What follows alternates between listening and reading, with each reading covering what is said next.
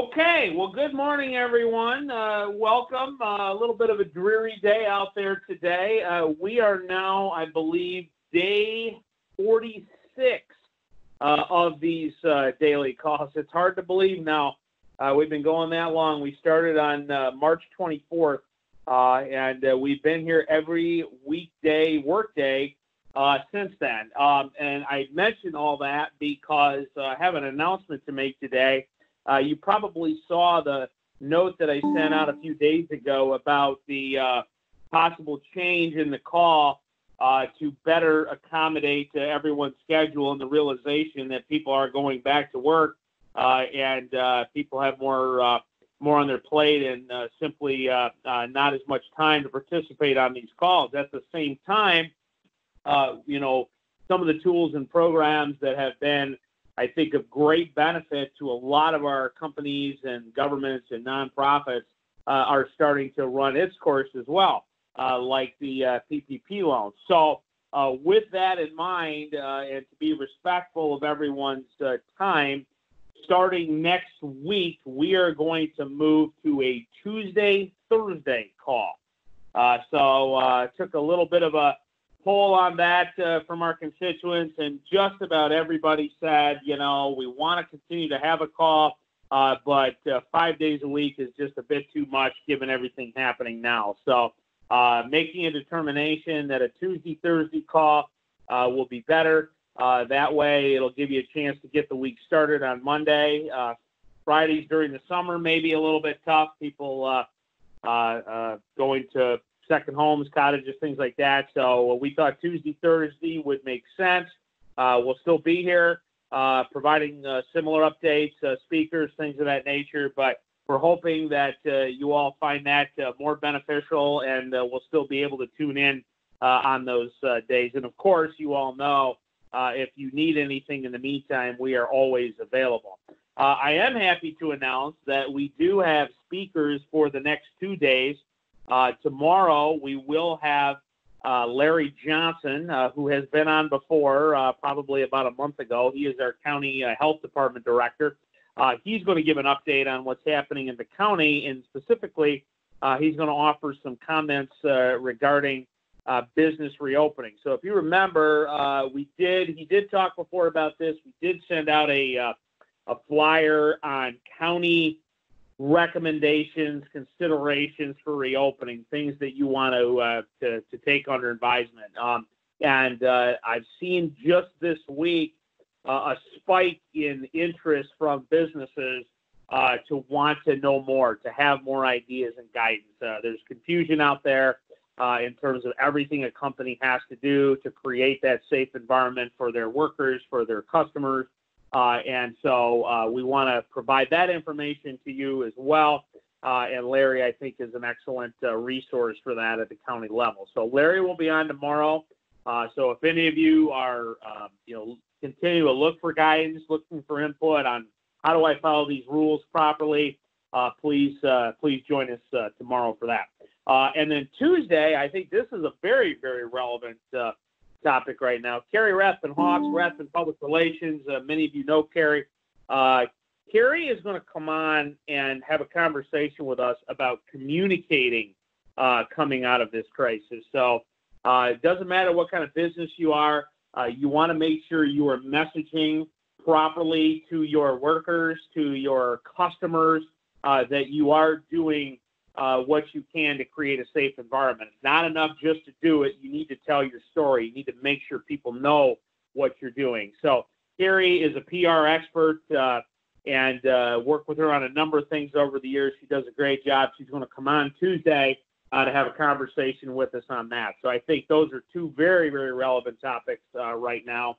And then the third item that I think, and I'm going to try for Thursday on this, that is still very, very top of mind for a lot of businesses on the call is the PPP loan forgiveness. So the application did come out last week. We did have a webinar last week, but continuing to get updated guidance from the federal government on how to deal with that so you don't have to pay it back as a loan. It turns into a grant. So many companies, dozens, maybe hundreds of Shiawassee companies dealing with that right now. So might get a speaker on for that on Thursday next week, but we will absolutely continue to share that information with you. So that's the overview with that. Hopefully, once again, it'll be good for all of you. It'll be more accommodating in your schedule. Absolutely, if other things come up that we need more frequency, we'll let you know. But I think we're ready to move into that next phase as Shiawassee County's economy reopens. And once again, if you need us for anything, we're available anytime. We did hone in yesterday afternoon on a potential cybersecurity webinar. So I brought this up a couple of times, particularly with everybody working from home over these last many weeks. And for some of your companies and businesses, you're going to continue to work at home. I think we all know that a result of this, there's going to be a lot more people that are going to be at home. Well, being at home represents cybersecurity challenges potentially if you're not at work, if you're not on that network. So we're very lucky. We have a new tech company that is locating in Owasso called BitLift right in downtown. They specialize in cybersecurity. So they are going to host a webinar. It will be available to anybody, but we're going to try to focus on getting as many Shiawassee County organizations participate. We're looking tentatively right now at June 9th, probably in the morning, but not confirmed yet. But June 9th, I believe, is the tentative date. It will be jointly hosted between ourselves, the Shiawassee Regional Chamber, and our Small Business Development Center, and BitLift will be our presenters. So I'm sure some of you have your own network people, tech people, you contract it out. But this is really something for any business. If you want to get some nuggets of wisdom on how to protect yourselves from hacking and remote working and things of that nature, that's definitely something you want to participate in. So look for an invitation on that coming up here. Hopefully, well, maybe as soon as this week, we'll get that out. Another item, I touched on this, I believe yesterday, but we have received a couple of grants from the Michigan Economic Development Corporation to help with site readiness. This is to help prepare some of our land sites for development. We've got a couple, one in the Durand area, one in the Vernon area. There is an RFP that just got released that I sent to my contacts in the architectural engineering planning world. Some of you on the call may be in that world. I sent it out yesterday. We are seeking, and I say we, the county, because this grant is running through Shiawassee County. The county is seeking consultants to help with those. So if you work in that world, please check your email. Hopefully you got it. The deadline for that, I believe, is June 8th for proposals back on that. Also, we did have a great conversation yesterday with our friends from the Economic Development Administration. I know a couple of you on the call were probably on that call yesterday. It's a grant program that they've made available for communities to try to do projects that would help stimulate economic development, looking at things like public infrastructure, water, sewer, looking at possibly building some industrial buildings. So we've got a few potential projects in the pipeline. But if any of you are interested in learning more about EDA funding, that was Lee Sherry, for those of you who were on the call a couple weeks ago. That was, I think, a really good tool, and we're going to try to get some dollars here for Shiawassee. A new update for you, and we're going to try to get a speaker on for this soon. And we did touch on it briefly before, but we were on a webinar yesterday, PACE financing, PACE financing. For projects. Jody was on that call too. Jody, do you want to maybe give the group a quick update on what you learned with that webinar and PACE financing? Sure. Let me get to my notes a little bit so I make sure I'm telling correctly. It sounds like, and you can correct me if I'm wrong because I'm kind of new to all of this. It sounds like it's available to anybody with any projects where they are making energy efficient changes or upgrades or just building efficiently other than residential. So it sounds like just about any other type of project can use this to upgrade buildings The local government, it sounds like, has to opt into this program. And Justin, I wasn't sure by the map they showed whether Shiawassee County has already done that or if we would have to look into that. Not yet. We need to work on that. Okay. But it's fixed interest over the life of the loan. And I'm trying to think of what else I can tell about it. They talked about obviously adding that into your capital stack. So getting money from all different areas. You can get money, through tax credits, things like that, and still use this PACE financing as well. It can be used for energy efficiency, water efficiency, and it can actually you can get retroactive credit for changes that you've made in the past to make things more efficient. I don't know if you have stuff you want to add to that, Justin? No, I mean, the key takeaway here, I think, is it's a different form of financing to get energy efficiency improvements done for your building. So I know, some of you are, maybe looking at new construction. Some of you may be looking at rehab. Some of you may just want to, put in a new HVAC system. And so essentially what it does, it's a financing mechanism through a property tax assessment. And that's why the local government has to opt in. So I don't want to get too complicated on the call today, but what I would tell you is if any of you are exploring a project where, you're looking at heating, cooling, renewable energy is part of it too. So if you're looking at like solar panels on your building, things like that, then it would be an applicable tool. So like I said, we'll get some email information out to you. We'll also see if we can get maybe a speaker on a call. But it's just another tool in the toolkit, I think, to possibly utilize going forward. So keep an eye out for that. So, Jody, anything else on that? Nope, I think that's it for that. Okay, anything else you want to add? Did you want me to add anything on the work share? Touch on that again, or you think we talked about that? Yeah, if you want, I'm trying to make this part of the daily routine now. Well, it'll be twice a week next week, but this work share, I think, is the real tool for companies to use. There are caveats, but as far as trying to bring people back and people that don't want to leave unemployment because of how much money they're getting, this is a real potential program. So, Jody, do you want to give about a 20-second explanation? Sure. In the past, it's been used obviously for cutting hours and not eliminating your employees completely. Right now, they're feeling like it can be used, this workshare program can be used to bring people back at maybe a lower capacity. If you're not quite ready to be full capacity, you can bring people back up to 90% of their hours or as little as 40%, and they can collect unemployment for the portion of wages that they won't be earning for that percentage of time that they are not working. And by doing that, they are able to collect that full $600 from federal through the CARES Act that will go through the end of July. And we did clarify some things last week. If you're a reimbursing or contributory employer, either one, your account will not be charged until August 1st. And at that time, only reimbursing employers will be charged 50%. That's on your tax credit for the UI. Employees, it does count against their unemployment, but hopefully once you start bringing people back, that will eliminate the need for unemployment later on in the year. But it's a good program. You have to have at least 2 people in a unit to be a part of the work-share program. It goes, you can do 52 weeks at a time.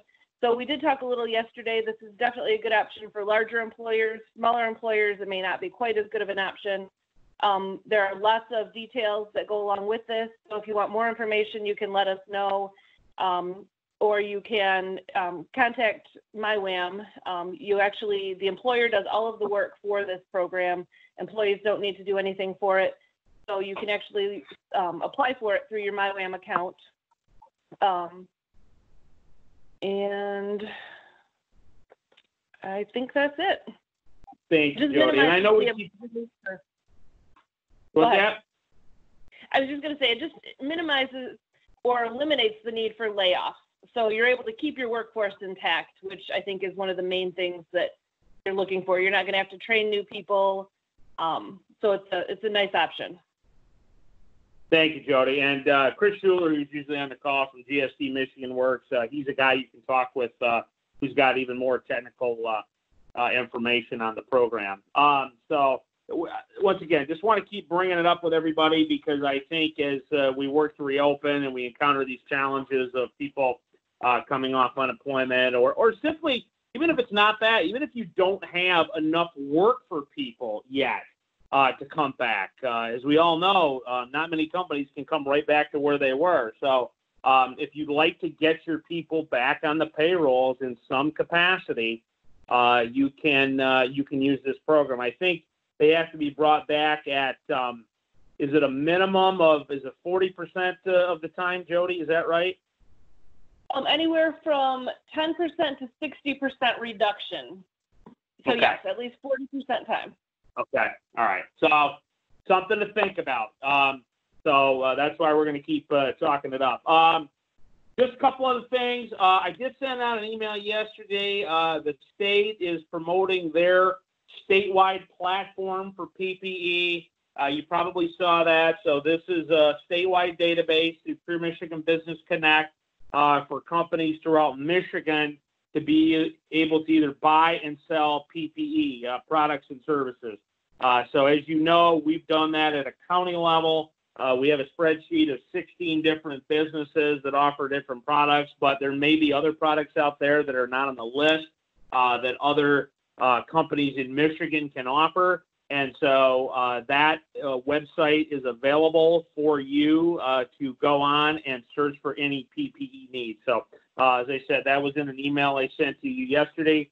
But also, if you do want, and we will continue to send this out regularly, if you do want a list of local contacts for PPE as you go forward, please definitely let us know. Not much else new right now. There are still some funding programs that are floating out there. PPP still has a ton of money. They still have $150 billion. I think they underestimated the first round of funding and overestimated the second round of funding. So if anyone is still looking at that, there's still grants available through the Michigan Entrepreneur Resilience Fund. Metro Community Development, I emailed that out yesterday, a flyer on that funding program for small business. You know, at this point, everyone, you know, there's still a lot of programs floating out there. My recommendation to you is if you have a specific need still as it comes to capital, please just get a hold of us and we will be happy to run down the list of what's available based on your specific needs. So, and then just the last couple things, as always, we talk about testing. If anyone needs testing, virus or antibody testing, you can contact Memorial Healthcare. They offer that. And finally, as always, jobs, anybody hiring. I did hear word there might be our first job hiring event, job fair, maybe coming up as soon as June. So that's exciting. But yeah, anybody that's looking to find people, please let us know. We'd be happy to help promote. So with that, as I said, we will have Larry Johnson on the call tomorrow to talk about reopening and planning and making sure you're doing everything the right way in reopening. And then next Tuesday, we'll have Carrie Rathman-Hawks to talk about how do you communicate to your workers and customers your safety strategy. So with that, I will open it up. Any comments or questions from anybody on the call, hit *6 on your phone.